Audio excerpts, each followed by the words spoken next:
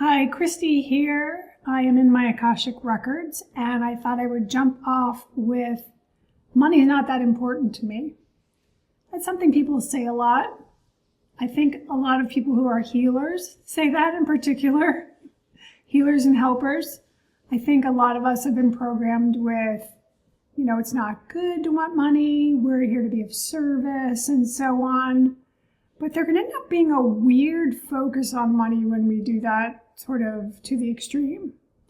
I worked with an Australian healer once, years ago, and she would not take money for anything, but was poverty stricken. Like, she had no money whatsoever. She had young children. I was like, is there anything? Can I donate somewhere? Can I send you something? No. It was kind of painful. I actually stopped seeing her because it felt not appropriate.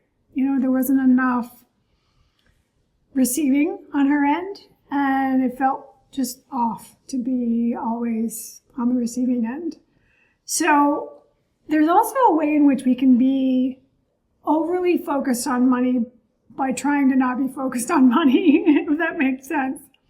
It can be in our consciousness all the time. We can be thinking about it. We can be worrying about it. We can be monitoring our checkbooks to make sure we have enough to make things clear. And it kind of goes back, I think, as I'm looking in the records here, to some of the vows of poverty.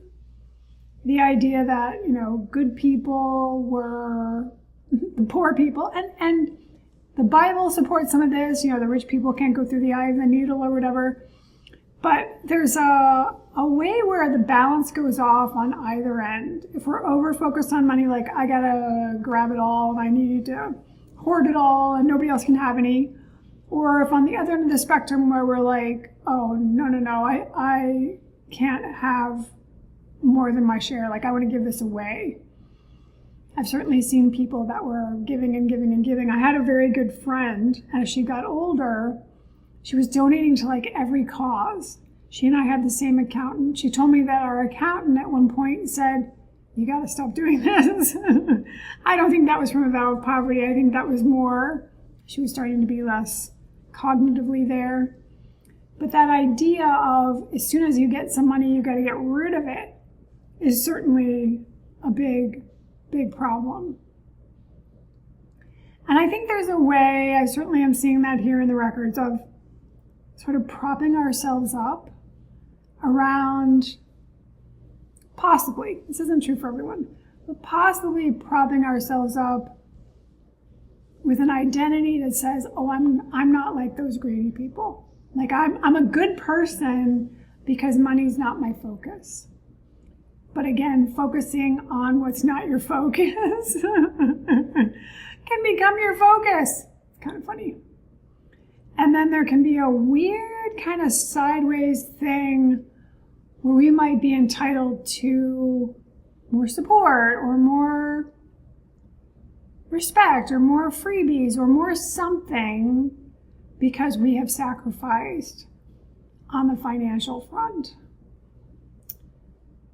And when we're more focused on money, I know in college I did not have much money.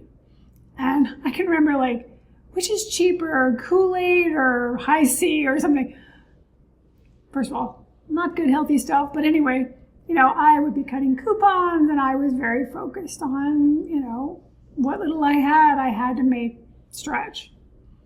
And now I don't have to be that focused. I'm fortunate that I can, for the most part, say I can afford that. I can have the things I need, the things I want.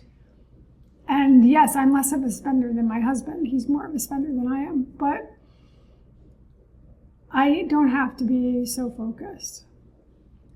So they're kind of showing in here a place in the middle, sort of the pendulum swing, coming to rest in the middle, where we could relax, know that there's plenty to be had, know that we have room to be generous, financially and otherwise, and not be really overly concerned and focused about how am I doing?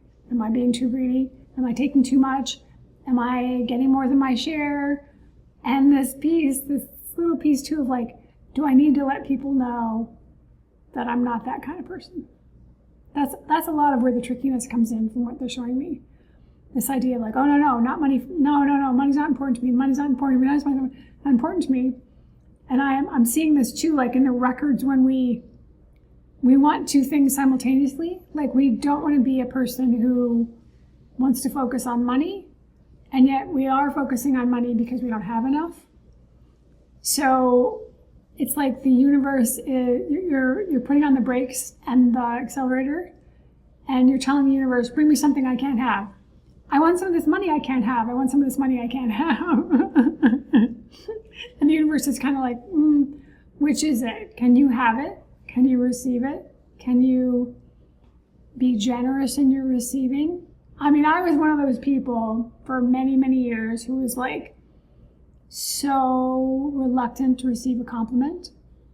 Like if you said something to me that was complimentary, I'd be finding a reason why you were wrong. No, it's really not true. Now I have become good at the gracious thank you. So like, thank you. I appreciate you noticing or saying that or sharing that or something like that. But before it felt impossible to take in at times. And I think part of that too was my desire to feel smart. Like, I'll ferret out where the problem is and I'll clue you in. To come incarnate and be so clueless and have to spend so much time getting caught up to where I might have been in the first place. It's kind of funny. So let's see if there's anything else here. I mean, there's so much in the records about money and abundance and scarcity, and certainly there's tons of stuff about our past lifetimes, our ancestral patterns, our family of origin, childhood, environment, like all that stuff is woven into this tapestry of how we are with abundance, how we are with money, how we are with our comfort level with things, including, can I receive? And in that receiving, be generous. And then perhaps if we feel we have more than enough, we can then move that money to someone who needs it more than we do. To donate, to find a cause, to support someone. There's an opportunity here to not be anorexic with money, is how they're describing it. Not to deprive ourselves to the point of harm. To really bring in balance, bring in open heart to that there's plenty in the world and it needs to be redistributed, and that there's a way in which embracing this as our birthright is part of growing, evolving, and healing. That we deserve to have plenty, and perhaps even a bit more that we can then share with others. And it's just sort of this continual re-equilibrating.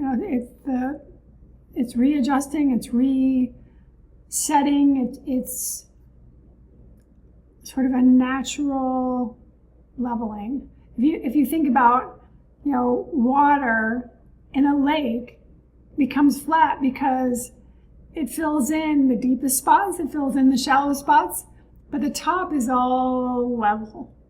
They're describing it, using that as a metaphor for sort of balancing out so that we can all have what we need and not feel either deprived or guilty because there's too much, or a weird kind of entitlement because, well, I'm sacrificing over here, so everybody should be catering to me in some way, offering me free things. Again, that focus becomes back on the money. All right, that's plenty of talk about that, I suppose. Let's see, what would be a good question for today? I'd love to hear how you have allowed yourself to expand into more abundance in this lifetime. Or if that still feels like a sticky, difficult place for you. I'd love to hear that in the comments below. I look forward to seeing you in the next video. And in the meantime, please go be brilliant.